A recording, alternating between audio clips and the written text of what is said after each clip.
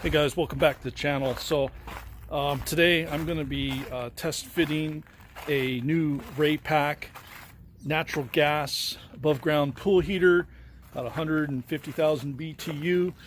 I'm going to test it out, see if it's any better at heating my 7,000 gallon above ground pool than this cheesy Chinese tankless instant hot water. One of my earlier videos, I showed you guys how I used that tankless instant hot water heater, and I had propane on it. Then I later upgraded to natural gas line. That's a 3/8 natural gas line, as you recall. And I'll show you that right now.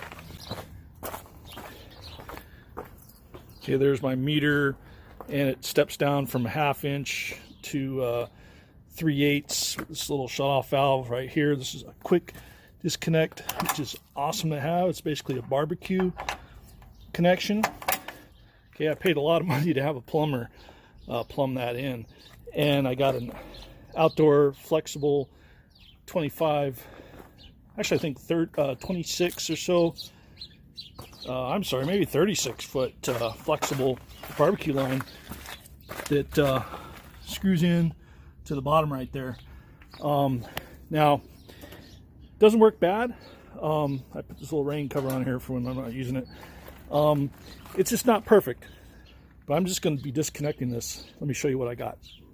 All right, so what we got here is a Raypak, 150,000 BTU or so, maybe it's 152,000, it's slightly higher, natural gas or propane above ground pool heater. Now I pulled off that little yellow tag, by the way.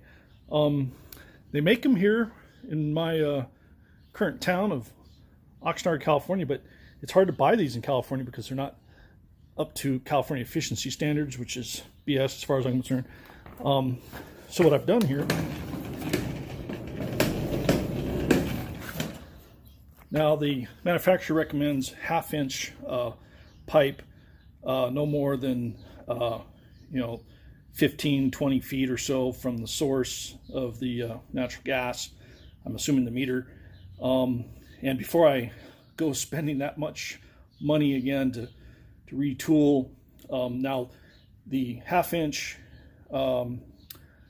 flexible barbecue lines are available in the length I need to do that. I'm going to try with the 3/8 first. So what I've done here is I've taken a 5 inch, 1/2 inch steel thread pipe with an adapter for a 3/8 barbecue quick disconnect right there. Well, actually that side's not going to be quick disconnect. It's just going to be a thread on like I have on that tankless hot water heater. But I'm going to go ahead and get over there and make a spot for it and get it all hooked up.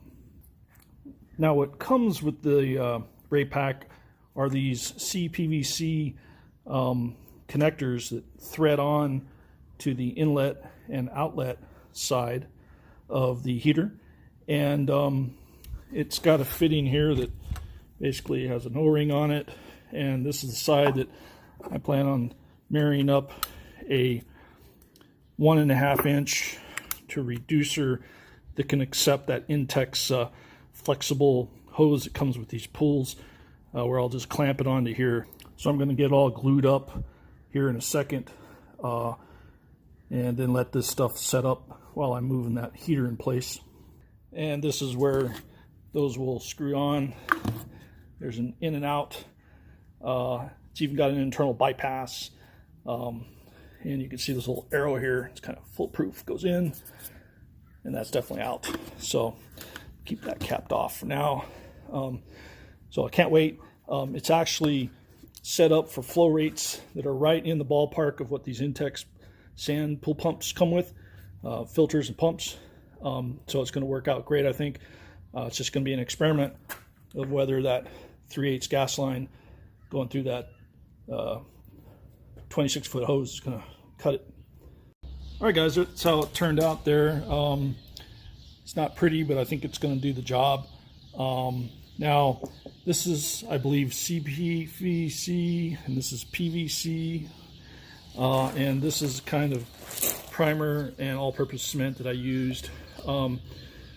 Now it states it's for PVC and CPVC, I'm using a cement, okay, and that should help the two differing materials bond together a little bit better. I did a little bit of research on it. I'm not going to say I'm an expert on it, but that should do the trick. These aren't super pressures, you know, high pressure kind of situation,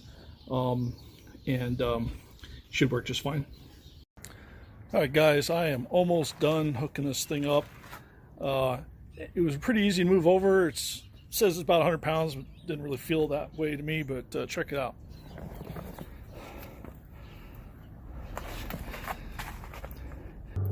So the way I'm going to hook this up, essentially I'm just going to cut this in half, and you know, when I put this on here, then hose clamp the bitter end onto each one of these. Now I really suspect that I'm going to be using this heater almost every time we swim in this pool, because you know, we are in south central California, near the beach. Really high temperatures are really in the mid 60s most of the time. In the winter it gets down to the low 50s maybe. In the summer we only really get a month or so where it gets above 80. So I could always just, you know, have pull heater off, but it's so close to everything, I'm not going to bypass it. I'm just going to run it straight in there and run it through. All right, one word of these little O-ring gaskets that are on here that will seat against these. Get yourself a nice non-petroleum jelly lube, like this Magic Lube. It's for pool fittings and things like that that aren't mechanical. That's really the trick about keeping all your threads and your O-rings pretty much on everything lubed up, guys. That's really important. So let's go ahead. I'm going to put the camera down. I'm going to go ahead and hook this up. All right, guys. Got this thing cranked up here. Got the sand filter and 2,800 gallons per hour pump going. I got no leaks. I could say one thing though, use the Intex hoses that came with your sand pump, because they got a little bit slightly larger inner diameter that'll fit over this 1.5 inch little fitting there. The ones that come with the cheaper pumps, you know, basically that came with the pool when it was originally supposed to have a one of those pumps that hang on the side, really cheesy ones. Those hoses aren't big enough. When you get the sand filter and pump comes with these slightly larger ones, just a little bit larger. So I had to use that lube on there, and it was really a pain to get this over this. And then just it took a little bit of pressure on the stainless steel clamp to really seal it up. But I got no leaks at all, and it seems to be flowing really well. Now I'm using the same power from my 115 volt 15 amp as the pump and the heater, as well as some LED lights on each side. So didn't trip a breaker at all. So uses one outlet, so I'm really happy about that. I'm not going to get into the operation of this. Obviously you have one of these, follow the instructions and everything, but what I can tell you is that 3/8 line is actually enough to light the pilot, and it's flowing, guys. It's hot. I don't know if you can see that heat coming off, but there's heat coming off, and I have this set for about 80 degrees, and it's coming out warmer than the surrounding water, and at 2,800 gallons per hour, you know, it'll take probably about, my estimation, maybe 3 to 4 hours to really bring this temperature up well above 70, 75, 78 is what I'm hoping for. But anyway, guys, success. I didn't have to get a 1/2 inch from the house. I used a barbecue line, 3/8, flexible. I just ran it across the ground.